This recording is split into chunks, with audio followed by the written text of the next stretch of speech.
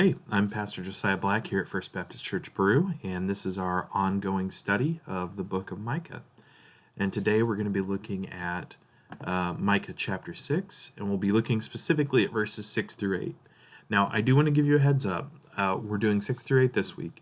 Next week, we're going to pretty much finish out chapter 6, so it's going to be a slightly longer video. The reason for that is that the next section of Micah chapter 6 kind of all connects together in a way that I don't want to break up thematically. So these videos tend to be 13 to 15 minutes. The next one might be closer to 15 or 20. I'm going to try to do it as efficiently as I can, but let this serve as your kind of PSA that the next time you sit down to watch one of these, it might be just a little longer. So let's get into the Word of God and get going here. Okay, so here's what Micah 6 verses 6 through 8 says. With what shall I come before the Lord and bow down before the exalted God? Shall I come before him with burnt offerings, with calves a year old? Will the Lord be pleased with thousands of rams, with 10,000 rivers of oil? Shall I offer my firstborn for my transgression, the fruit of my body for the sin of my soul? He has showed you, O man, what is good. And what does the Lord require of you? To act justly, and to love mercy, and to walk humbly with your God. So again, those are verses 6 through 8. And just to bring you back to the context, remember we've talked about how Micah 6 is a covenant lawsuit. So this is God, through Micah, essentially arguing his case and kind of holding up against what the people of Israel are doing in terms of their end of fulfilling that covenant contract. So God, in the first portion of 6 that we went over last week, has sort of made the case for why he is righteous in the ways that he's followed through on his end of the deal. And then this shift in 6 through 8 is kind of a rhetorical statement about how the people of Israel have missed the point of this whole covenant arrangement, okay? So if we're going to look at it in strictest terms, what we start to see here is this first statement by Micah, with what shall I come before the Lord and bow down before the exalted God? So again, this is a rhetorical question. Micah is going to answer his own question. Shall I come before him with burnt offerings, with calves a year old? So Micah is obviously calling this out because there is a system of burnt offerings in Israel. But Micah is trying to correct their understanding, and we're going to see in a minute what he means by that. But he's trying to correct their understanding of why these things are significant. Because the sacrifice of the animals, the upholding of the law, has never just been about the doing of those actions, okay? We'll get there. Will the Lord be pleased with thousands of rams, with 10,000 rivers of oil? So again, these are more things that are traditionally offered to gods at this time and place. And Micah's being very extravagant here. You know, in all likelihood, the people of Israel did not have thousands of rams. They definitely didn't have 10,000 rivers of oil, okay? So Micah's going big on purpose to illustrate that the issue with Israel is not that they're not bringing God enough material goods and sacrifices. Okay, so he hits this point twice right in a row. Is it burnt offerings? Would he be satisfied with a calf a year old? The implied answer is no. Will the Lord be pleased with 1,000 rams, with 10,000 rivers of oil? Again, the implied answer is no. So this is what Micah is trying to drive home to people. One of the failings of Israel is that they reduced their practice of their faith, they reduced it to a legalistic adherence to these laws and these rules, and then they didn't even follow through on that, okay? So this is corrective on God/Micah's part. Next, they go even bigger. Shall I offer my firstborn for my transgression, the fruit of my body for the sin of my soul? Okay, so Micah has used one last example here that's huge. You know, does God want my firstborn child? Does he want that in sacrifice? And of course, he's calling back to what went on with Abraham and his almost sacrifice of his son. If you recall, God asked him to sacrifice Isaac, and he brought it to the brink. And essentially, Abraham was going to plunge the knife when God said no. Because, and this is what Micah's driving at, again, he wasn't looking for the sacrifice of Isaac. He was looking for the faith it took for Abraham to go through with that situation and to bring Isaac up the mountain and to be prepared to do that. Now, God is a loving and merciful God. He wasn't going to take Abraham's firstborn son from him, but he wanted Abraham to live and walk in that faith, which is really what Micah's driving at with these examples. He's trying to break this notion in the people of Israel that God's just looking for the right sacrifice or the right amount of sacrifices. Instead, Micah goes on to say, "He has showed you, O man, what is good, and what does the Lord require of you? To act justly, and to love mercy, and to walk humbly with your God." Now, what's so interesting about this is a lot of people's favorite Bible verse. I hear that sometimes. They're like, "What's your favorite verse?" So that kind of comes up. And Micah 6:8 is a pretty popular choice. And it's not a bad choice. It's just interesting to me that sometimes we cherry pick this out of its context. And this is a very corrective statement on the part of Micah for the people of Israel. He's trying to pull them back from all these false and misunderstood practices that they've fallen into. And in the context of this covenant lawsuit, he's trying to say, no, this is the thing that you should have been doing the whole time. To act justly and to love mercy and to walk humbly with your God. You see, what Micah's really driving at is what we would consider the concept of faith. Faith precedes all of these actions. And I know this is a little bit of an echo from my sermon on Sunday, but faith is what gives these things that they're doing legs.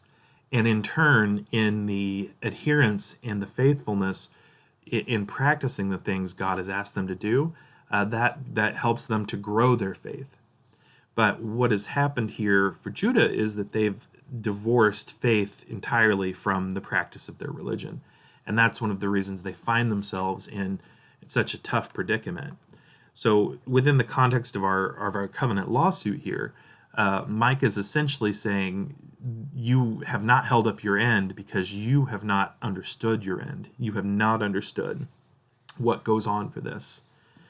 And this should, in theory, even though it's kind of too late for Judah now, it should give them some ideas of how they can sort of correct that understanding in whatever circumstance God leads them into next. So some people will point at Micah 7, or Micah chapter 6, verse 7, B, essentially, shall I offer my firstborn for my transgression, the fruit of my body for the sin of my soul. Some people will kind of code that as a messianic prophecy of some kind. I'm very hesitant to do that. I don't think that's what Micah and God were kind of doing here. They're not looking forward to Messiah. They're not looking forward to Jesus in this statement. In this statement, they're really just trying to drive home to Israel what God is and what God is not looking for from them. So I think that if you see that and you think, oh, okay, so that's a prophecy about Jesus. Not necessarily. I just think that this is kind of consistent language we find in the Bible, and that sort of evokes a certain understanding and response for us. There are absolutely prophecies in the Old Testament that speak to the coming Messiah, and of course, ultimately that person was revealed to be Jesus. But I would hesitate to lump this in with that, because this is really an entirely different purpose here. It's not intended to be forward-looking in that way, okay? This is really intended just to hammer home for Israel, hey, this is where you've fallen short, and to highlight and bring to the front their misunderstanding of what's really been asked of them this whole time. So the only other thing that I would say about this is I think it presents a challenge for us in our sort of modern context. And I try to draw these lines very carefully, because obviously our experience of faith is different as people who have believed in Jesus and have been sort of sealed and sanctified in that way, or on our way to sanctification in that way. But I think the challenge for us is still, as we walk our Christian walk, not to be drawn into legalism, not to just be doing things devoid of faith, but because these are the things that we should be doing in kind of an empty way. When we step out in faith and persist in these things in faith, that can, in turn, as I've said before, feed back into that and help us build our faith. But if you have hit a point with something in your Christian life and you know you're just doing it just to do it, and you know this isn't a work of faith, this is just I'm doing it because I'm supposed to do it, and it comes from that place of obligation or from a fear of shame if you don't do something, it's probably time to re-examine what it is that drives you to do that thing, to really take a good hard look and to try to work on that. May not necessarily mean stopping something, I'm not saying that, but it could be time to take a step back and say, why do I continue to serve in this ministry or whatever it is?